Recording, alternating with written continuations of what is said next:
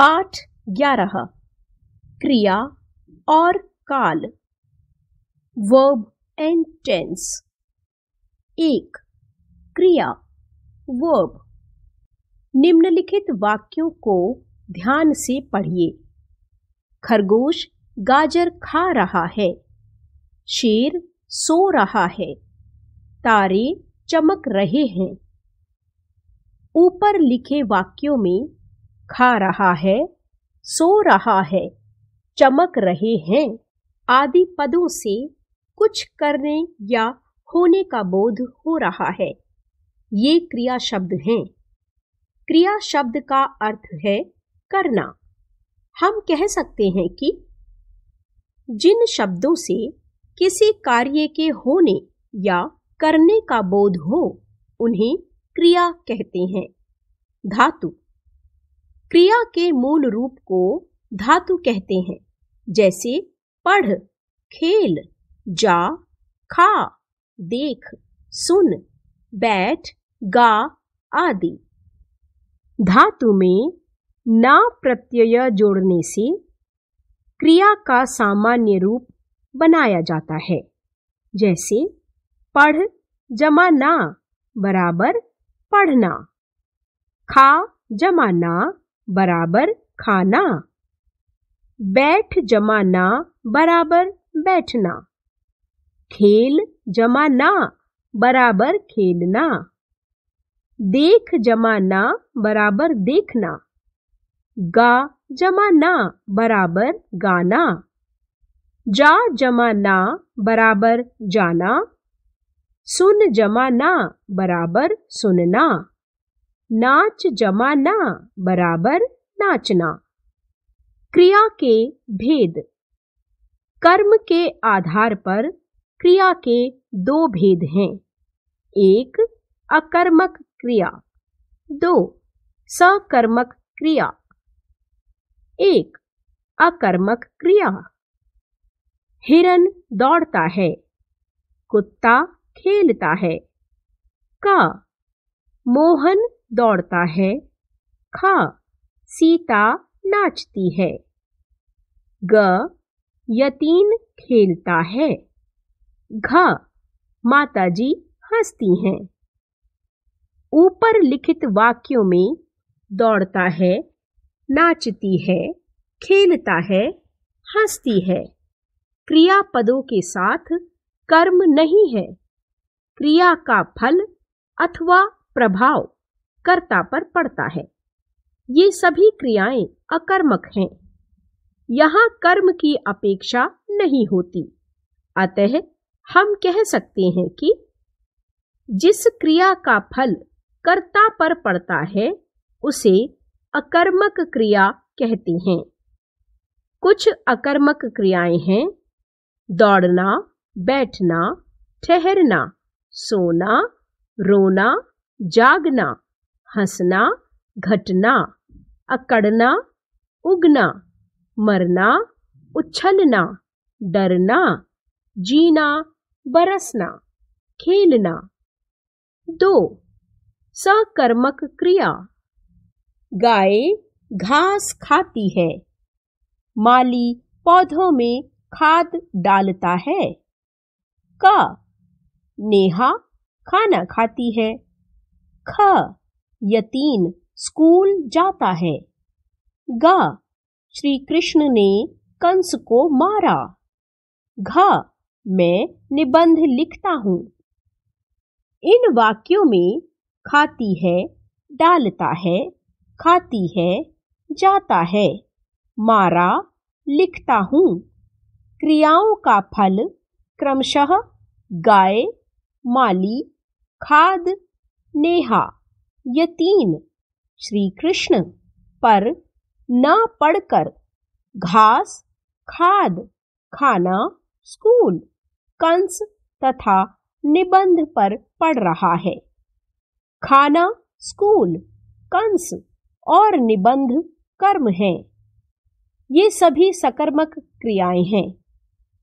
इन क्रियाओं के साथ कर्म की अपेक्षा होती है।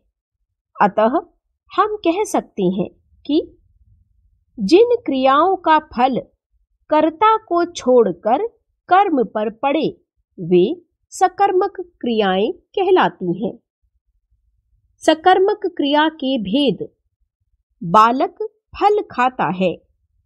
अध्यापक ने बच्चों को निबंध लिखवाया।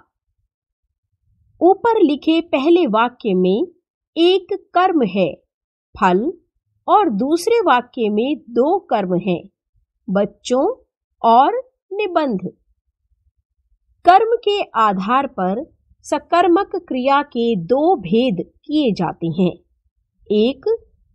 एक कर्मक क्रियाएं, दो द्विकर्मक क्रियाएं। एक कर्मक क्रियाएं। जिन क्रियाओं का एक ही कर्म होता है वे एक कर्मक क्रियाएं कहलाती हैं। जैसे क रमेश पतंग उड़ाता है। ख सीता ने कहानी लिखी। दो द्विकर्मक क्रियाएं। जिन क्रियाओं के दो कर्म होते हैं वे द्विकर्मक क्रियाएं कहलाती हैं। जैसे क बच्चे ने अध्यापिका को काम दिखाया। ख सुमन बच्चों को कहानी सुना रही है। प्रयोग और संरचना की दृष्टि से क्रिया के भेद। प्रयोग और संरचना की दृष्टि से क्रियाएं 6 प्रकार की होती हैं। 1 सामान्य क्रिया, 2 संयुक्त क्रिया, 3 नाम धातु क्रिया, 4 प्रेरणार्थक क्रिया, 5 पूर्वकालिक क्रिया। 1 सामान्य क्रिया। जिन वाक्यों में एक ही क्रिया का प्रयोग होता है उसे सामान्य क्रिया कहते हैं। जैसे क सोहन सोया। ख नितिन दौड़ा। ग रानी ने खाना खाया। 2 संयुक्त क्रिया। 2 या 2 से अधिक धातुओं के योग से बनी क्रिया संयुक्त क्रिया कहलाती है। जैसे क यतीन खाना खा चुका है। ख नेहा घर जा रही है। इन वाक्यों में 2 क्रियाओं का प्रयोग हुआ है, खा और चुका है तथा जा और रही है। ये संयुक्त क्रियाएं हैं। इनमें पहली क्रिया प्रमुख अर्थ देती है और मूल क्रिया होती है तथा इसके बाद आई शेष क्रियाएं रंजक या सहायक क्रियाएं होती हैं। 3 नाम धातु क्रिया। संज्ञा, सर्वनाम, विशेषण आदि शब्दों में ना प्रत्यय जोड़कर बनने वाली क्रियाएं नाम धातु क्रियाएं कहलाती हैं।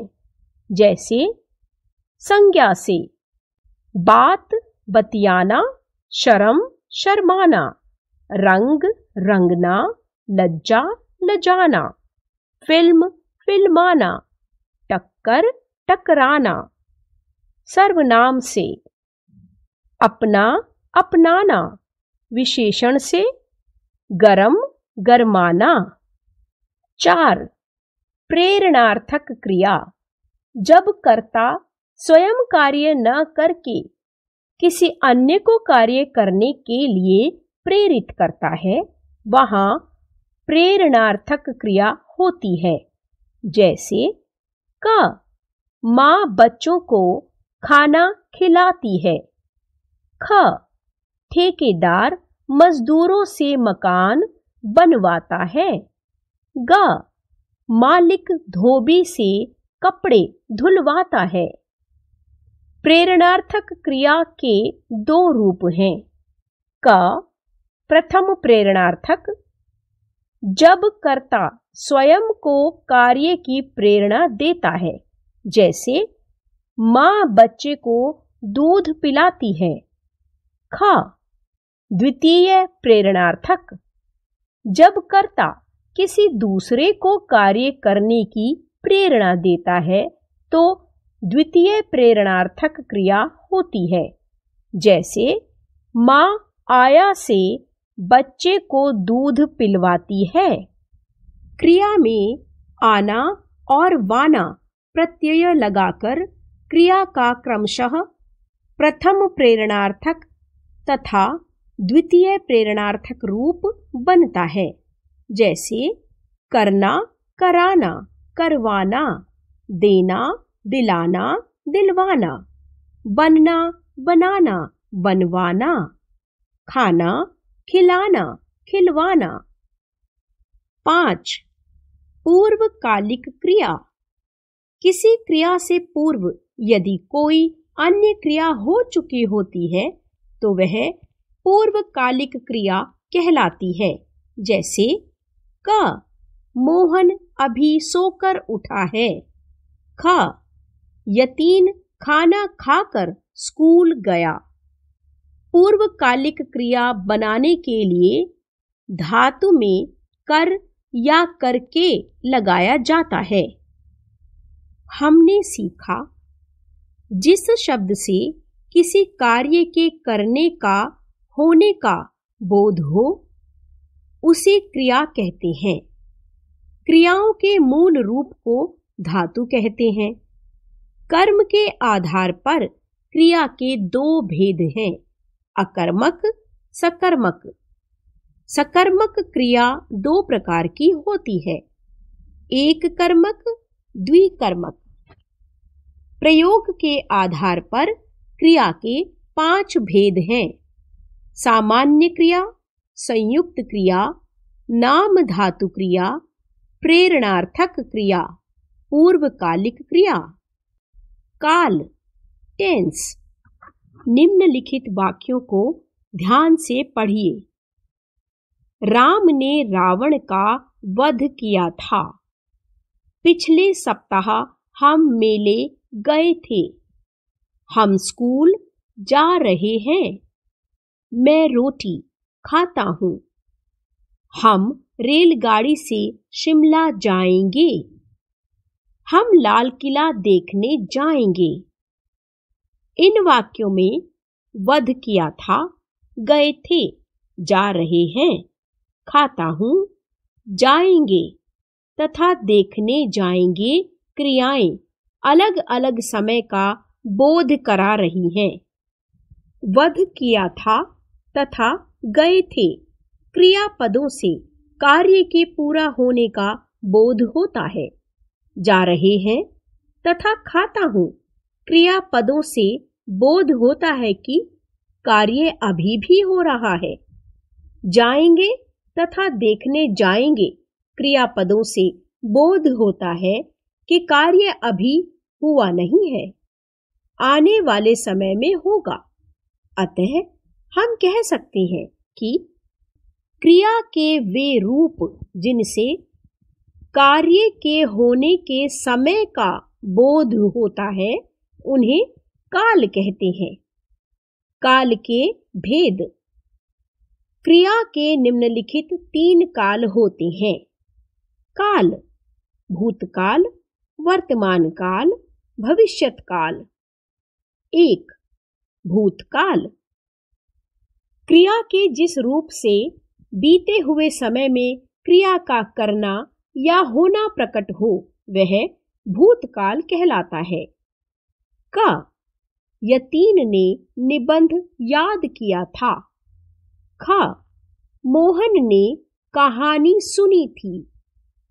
भूतकाल, सामान्य भूत, आसन्न भूत, पूर्ण भूत, अपूर्ण भूत, संदिग्ध भूत, हेतु हेतु मदभूत। क सामान्य भूत। क्रिया के जिस रूप से कार्य के संपन्न होने का बोध तो होता है परंतु समय का निश्चित बोध नहीं होता। इस प्रकार की क्रियाएं सामान्य भूत कहलाती हैं। जैसे नेहा ने पुस्तक पढ़ ली, खेल समाप्त हो गया। ख आसन्न भूत। क्रिया के जिस रूप से यह पता चले कि कार्य अभी अभी समाप्त हुआ है। इसमें कार्य भूतकाल में आरंभ होता है, किंतु उसकी समाप्ति वर्तमान काल में होती है। जैसे मैंने खाना खाया है, रमा बाजार से आ गई है। ग पूर्णभूत, जिन क्रियाओं से कार्य की पूर्णता का बोध होता है, अर्थात कार्य भूतकाल में पूरा हो चुका है, इस प्रकार की क्रियाएं पूर्ण भूतकाल की क्रियाएं कहलाती हैं। जैसे नेहा वर्षा आरंभ होने से पहले ही विद्यालय पहुंच चुकी थी। हनुमान सुरसा के मुख से बाहर निकल आए। घ अपूर्णभूत, जिन क्रियापदों से पता चलता है कि क्रिया भूतकाल में हो रही थी, परंतु यह पता नहीं चलता कि कार्य पूरा हुआ या नहीं। इस प्रकार के क्रियापद अपूर्ण भूतकाल को प्रकट करते हैं। जैसे रंगारंग कार्यक्रम चल रहा था, यतीन स्कूल जा रहा था। ड संदिग्ध भूत, जिन क्रियापदों से कार्य के पूर्ण होने में संदेह हो, वे संदिग्ध भूत कहलाते हैं। जैसे मोहन ने खाना खा लिया होगा, मेरी अध्यापिका ने उत्तर पुस्तिकाएं जांच ली होंगी। च हेतु हेतु मत भूत, जिन क्रियापदों से भूतकाल में क्रिया के होने का संकेत तो मिलता है, किंतु क्रियाएं हो नहीं पाती, इन क्रियापदों को हेतु हेतु मदभूत कहते हैं। जैसे यदि तुम आ जाते तो मैं अवश्य चलता, अगर वर्षा होती तो फसल अच्छी होती। 2 वर्तमान काल, क्रिया के जिस रूप से कार्य के वर्तमान समय में होने का बोध हो, उसे वर्तमान काल कहते हैं। लोग बस में चढ़ रहे हैं, बच्चे खेल रहे हैं। वर्तमान काल के भेद, वर्तमान काल के मुख्यतः 3 भेद हैं: सामान्य वर्तमान, अपूर्ण वर्तमान और संदिग्ध वर्तमान। वर्तमान काल, सामान्य वर्तमान, अपूर्ण वर्तमान, संदिग्ध वर्तमान। का सामान्य वर्तमान, क्रिया के जिस रूप से कार्य के वर्तमान काल में होने का बोध हो, उसे सामान्य वर्तमान काल कहते हैं। जैसे सोहन पाठ पढ़ता है, वे विद्यालय जाते हैं। ख अपूर्ण वर्तमान, जिस क्रिया के द्वारा यह पता चले कि कार्य वर्तमान काल में शुरू हुआ है तथा अभी समाप्त नहीं हुआ है, उसे अपूर्ण वर्तमान कहते हैं। जैसे माताजी कपड़े धो रही हैं, नेहा पढ़ रही है। ग संदिग्ध वर्तमान, क्रिया के जिस रूप से वर्तमान में क्रिया के होने का संदेह हो, उसे संदिग्ध वर्तमान कहते हैं। पिताजी आ रहे होंगे, नेहा पढ़ती होगी। 3 भविष्यत काल, क्रिया के जिस रूप से आने वाले समय में उसके करने या होने का बोध हो, उसे भविष्यत काल कहते हैं। मोहन कहानी सुनेगा। जब हम स्टेशन पर पहुंचेंगे तब गाड़ी चलेगी। भविष्यत काल के भेद, भविष्यत काल के 2 भेद हैं: सामान्य भविष्यत और संभाव्य भविष्यत। क सामान्य भविष्यत, क्रिया के जिस रूप से आने वाले समय में उसके करने या होने का बोध हो, उसे सामान्य भविष्यत काल कहते हैं। जैसे हम निबंध लिखेंगे, कल कार्यालय बंद रहेगा। ख, संभाव्य भविष्यत, क्रिया के जिस रूप से आने वाले समय में कार्य के पूर्ण होने में संदेह या संभावना पाई जाए उसे संभाव्य भविष्यत कहते हैं। जैसे शायद परसों मेरी दादी आए। संभव है हमारा विद्यालय भी बंद रहे। हमने सीखा, क्रिया के जिस रूप से काम के होने के समय की जानकारी मिले उसे काल कहते हैं। काल के 3 भेद हैं: भूतकाल, वर्तमान काल, भविष्यत काल। भूतकाल के 6 भेद हैं: सामान्य भूतकाल, आसन्न भूतकाल, पूर्ण भूतकाल, अपूर्ण भूतकाल, संदिग्ध भूतकाल, हेतु मद भूतकाल। वर्तमान काल के 3 भेद हैं: सामान्य वर्तमान काल, अपूर्ण वर्तमान काल, संदिग्ध वर्तमान काल। भविष्यत काल के 2 भेद हैं: सामान्य भविष्यत काल, संभाव्य भविष्यत काल। आओ अभ्यास करें। आओ करके देखें।